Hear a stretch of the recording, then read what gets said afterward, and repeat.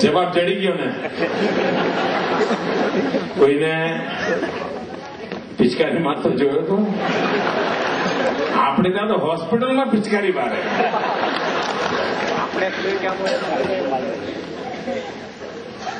એમાં સરસ મજાની સફેદ ટાઇલ્સ હોય ને ત્યાં ખાસ લગાવે.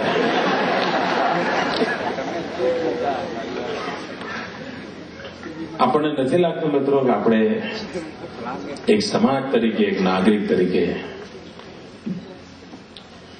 આ બધી બાબતોની જવાબદારી લેવી પડે? અને આમાં ઉપદેશ જેવું છે જ ને ભાઈ, આમાં કોઈ ઉપદેશ નથી. આ સહજ સ્વીકાર્ય કરવાની બાબતો છે મિત્રો.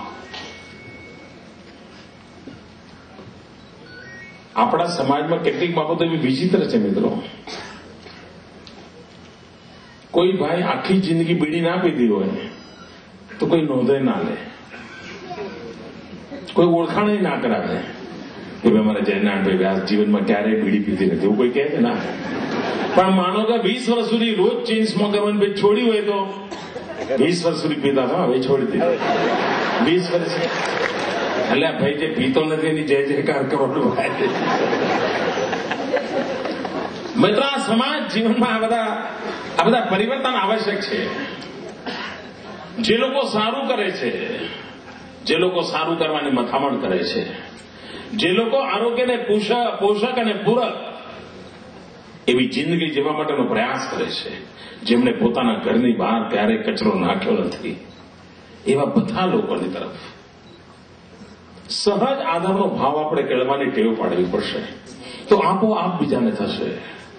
નહીં તો ઘણી વાર તો મિત્રો મને ખબર છે કેવી મુસીબત. માનો કે આ ચોમાસું આવ્યું અને મેં ભૂલે ચૂકે સૂચના આપી કે ભાઈ પાણી ઉકાળીને પીજો.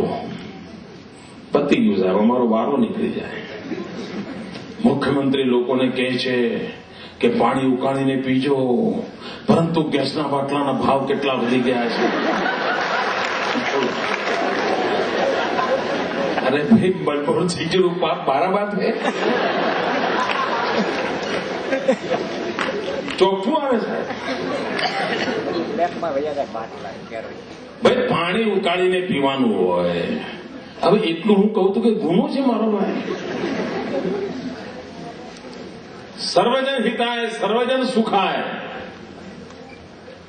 પણ સાહેબ અમને 50 પ્રશ્નોના જવાબ આપવા પડે. અને તેથી મારે તો મિત્રો મુસીબત એવી છે, મેં હમણાં એક જગ્યાએ કહ્યું કે આપણે ગુજરાત અન્યાય થાય છે.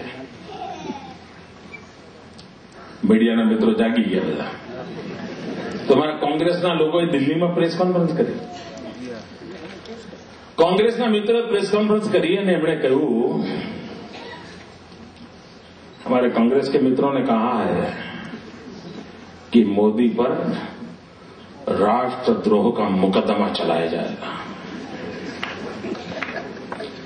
मैं कांग्रेस की पूरी सल्तनत को निमंत्रण देता हूं. देर किस बात के लिए कर रहे हो? और मुझे कांग्रेस से राष्ट्रभक्ति के प्रमाण पत्रों की जरूरत नहीं है.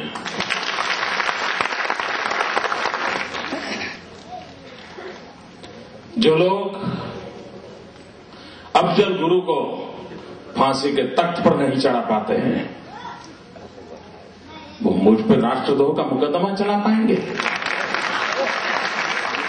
और मैं खुलेआम पूरी कांग्रेस सल्तनत को निमंत्रण देता हूं को देरी न करें, आज ही मुझ पर राष्ट्रद्रोह का मुकदमा जारी करें और मुझको फांसी पर लटका दे. मैं देखता हूं कैसे करते हैं.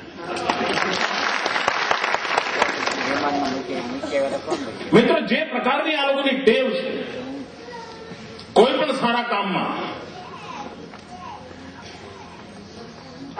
કામને સારી રીતે લેવામાં. ચૂંટણીઓ તો હારી છે, એમાં શું છે ભાઈ? એમાં આટલો બધો સનેપાત. અમે 45 વર્ષ સુધી હારતા હતા ભાઈ. અમારે તો ડિપોઝિટો જતી હતી. અમને કોઈ સનેપાત ના થયો. અરે સમાજની સેવા માટે નીકળ્યા છે મિત્રો. સારા નરસા દિવસો આવ્યા કે એમાં શું છે? એમાં આવી રીતે રોજ માથા પટકવાના હશે, પણ તમને મનોરંજન મળતું હશે ભાઈ વગર પૈસે.